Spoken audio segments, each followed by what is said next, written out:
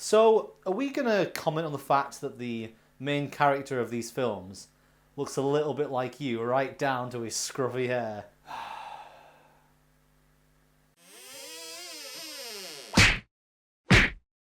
Though Cloudy with a Chance of Meatballs 2 wasn't as well received as the original movie, it is a pretty good sequel that received quite good reviews. Part of the movie's appeal, at least for the kids at home watching, was the sheer amount of puns crammed into the movie.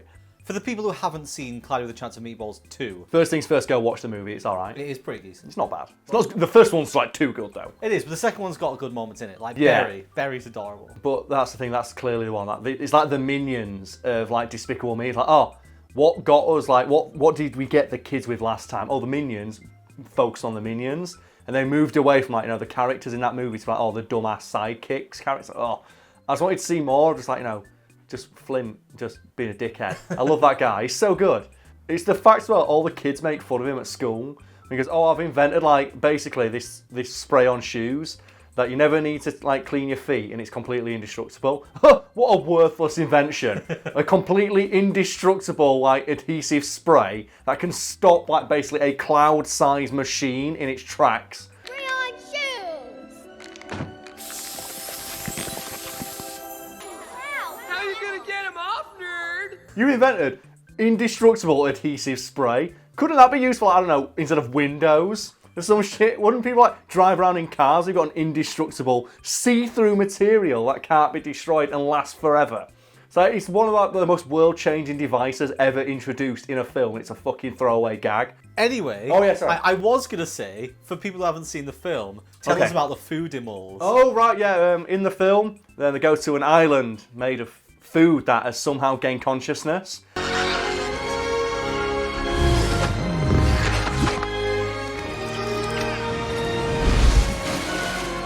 And all the food is alive, and they call them Foodimals. And all the names of the Foodimals are puns, like this one, which is a shrimpanzee. It's a chimpanzee that's made of shrimp. I want to be honest, I hate puns, but I can't help but smile at like some of the ones in this movie are fucking on point. Like when I looked this up, when I went through the list of ones on like the Cloudy with a Chance of Meatballs 2 wiki, it's like, and I saw shrimpanzee and I went, I can't even be mad at that. That is a fucking money pun right there. That's so good. And there are so many of these, and you can obviously put a list below. But what's your favourite one from the film? I think it's Hippopotamus. I don't remember that one. Hippopotamus. So I was going to say the watermelon. The thing is, there's a lot of good ones, but these being puns are obviously the groaners, like cucumber. And it's like, oh, that's a bit forced. That's a tortured pun, is that? That's the guy who clearly gone mental trying to think these up. So have you got any more? Because I'm assuming you've gone on search for the list right now. I actually haven't. All right. I will. Well, that's why I was stalling for time and riffing, but... I'm sorry, I can't read it every time. How many times have we done this, Brad? This is like, what, the 350th video now? So have you got the list in front of you? I do. Okay, now go through the list and let's rate them out of 10. I think it's a good thing we could do. Let's go for the ones that are the big ones. The big ones, okay. Cheese spider. Cheese spider, that's awful. That's shit, isn't it? That's just the word cheese and spider? That's terrible, that's 0. That gets no points. But next to it is Okay. Dagodile Supreme. Okay, you get that just from the pronunciation you went for, which I don't understand, but okay. Dagodile Supreme. Let's give that a 6. Apple Python. It's a snake with an apple pie head. You know what? I think though, it's the picture that's going to sell it. So you have to put the picture of each one behind me. Yeah. 'Cause I think the designs of the animals are quite good as well, which is why I don't like cucumber bird. Because it's literally just a cucumber with wings. Right, so, okay, apple python, let's get a 7. Strong. What about meat walrus? It's a walrus meatball. That's a 6. It feels too forced. Peanut butter jellyfish. Terrible. That's awful. Again, too forced. What about subwhale? Terrible. Like, they are sub 5, I'm going to say. They are sub 5 marks. Flamingo. Flamingo. That's fucking good. That's good. That's better because it's the ones where it's like apple python. Like if it had just been a python, I think that would have worked better than apple python. There's fruit cockatiel.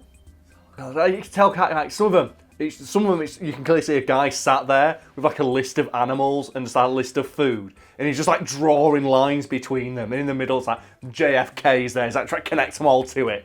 And one to end, and just so I can put the clip in. All right. Tomato. What's that one over there? That's just a tomato. You can forgive all of these puns because, like, as bad as some of them are, they were all created by one guy. You think, oh, that's fair enough, but surely that guy had the entire runtime of the film. So it's like, no. He literally had a weekend. So who is this well-endowed hero? That would be one Craig Kelman, who was the lead character designer for the movie.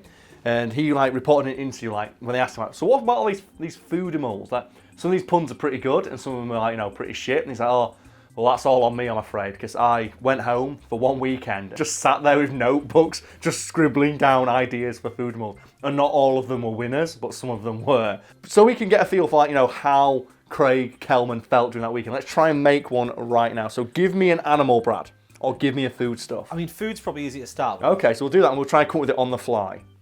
So let's go with an apple. An apple. Okay, so we've got an apple. Apple. So you got to use that. Apple. This is exactly how he felt. Yeah, this is it. And we're going to put this is all going in. Apple.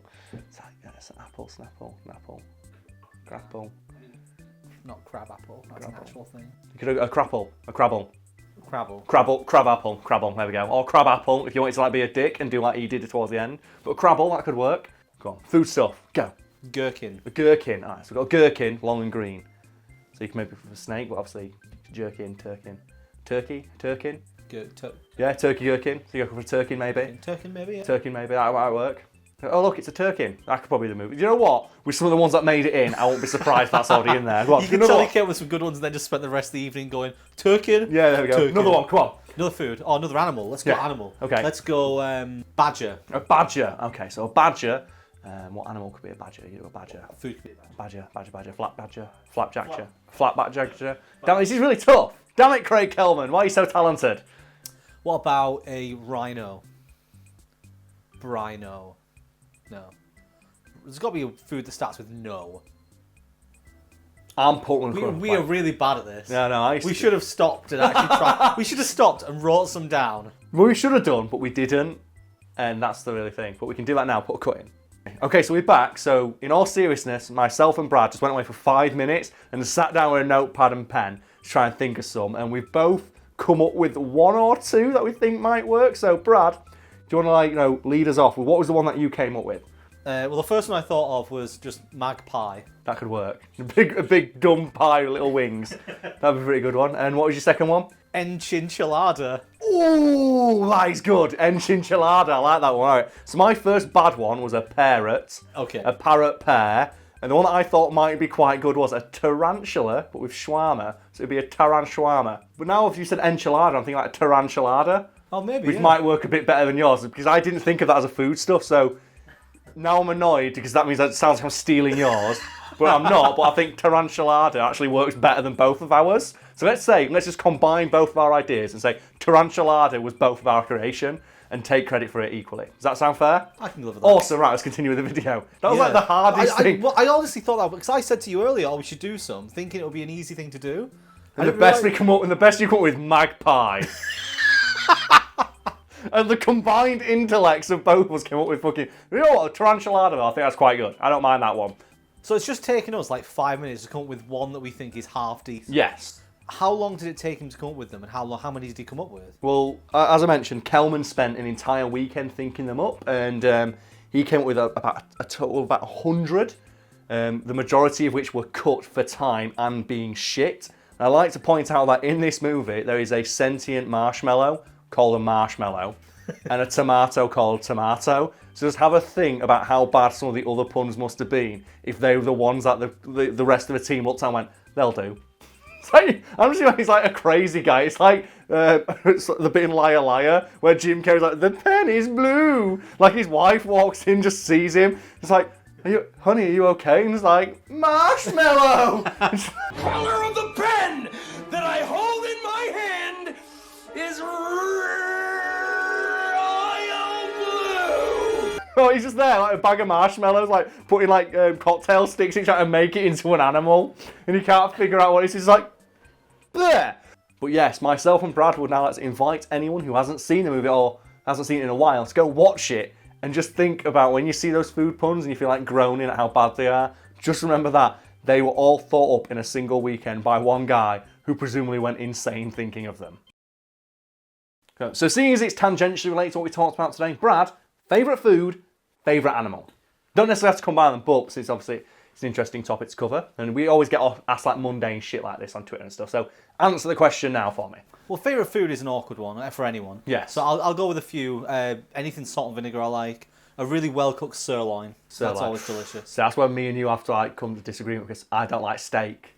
Ooh. I don't, not at all. Can't stand it. I appreciate it. I like to refer to like dark steak is like the dark souls of food for me, where I appreciate it. I know why people like it. It looks good. I can enjoy like the aesthetic and like the artistry that goes into making it. But as soon as I try and like enjoy it, it's like no, it's not for me. Any more foods on your list?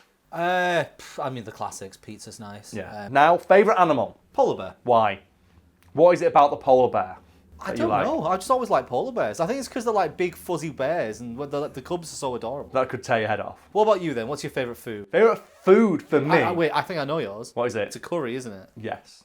I am partial to a bit of Indian. Just something nice. As well, but you know me as well because, what is it, Karl's Carbs? Carbs, as it's called. Like, to bring it back to puns because you can confirm, can't you, Brad, now, live or semi-live. Is this going to be your Chinese Yeah, what order? do I order from a Chinese restaurant when we Karl, whenever we order Chinese, Karl will always order the exact same things. He will order a portion of chips, Yeah. portion of egg fried rice, Yep. portion of noodles, Yep. and curry sauce. Yep. And what does that end up looking like when I put it on the plate? Well, I mean, initially it looks like portioned out, but then when you mix them all together, when you reheat it, Yep. like some horrible Frankensteinian creation. Shut up. It's just this massive brown mess. And it's delicious. It's all carbohydrates. One of my favourite snacks is waffle sandwiches. Which is I've seen you eat waffle potato sandwiches. waffles on white bread. So it's just carbs with carbs. I love it. Favourite animal then? It's the chicken. I love chicken so much. Chicken? Yeah. Do you know why? I respect the chicken so much because it's just treated as a commodity at this point. Do you want to take a hazard a guess at what the longest time a chicken has survived without a head is? It's like, was it 100 days? No. Try 18 months. Yeah. Mike the headless chicken. The guy fed it, didn't he? Yeah, he fed it with a pipette. It lived for 1.5 years with no fucking head because their brain stems can in the neck, which means chickens can live without a fucking head. They also automatically attack anything covered in blood. So, when you are raising chickens with each other, you have to make them wear chicken sunglasses, which are a thing I'm not making up, which are red tinted pimp glasses that you attach to the beaks of chickens, so like little mini Morpheuses, so if everything they see is red, so they can't see blood. Because if they see blood, they will attack it till whatever is covered in blood is dead. And then people are like, oh no, they think chicken, they think KFC. It's like, no, think about a Morpheus glasses wearing like badass that you could cut the head off of and would still be alive for another 18 months to whoop your ass. Chickens are awesome. Also, as those like, have you ever seen the heavy metal chickens? The chickens that are entirely black. They've been bred so they are entirely black, including their skin, their feathers, their organs, and the inside of their mouths and their eyes. So they are just like the noob cybot of chickens. They are fucking badass. Look them up. They're awesome. I want one.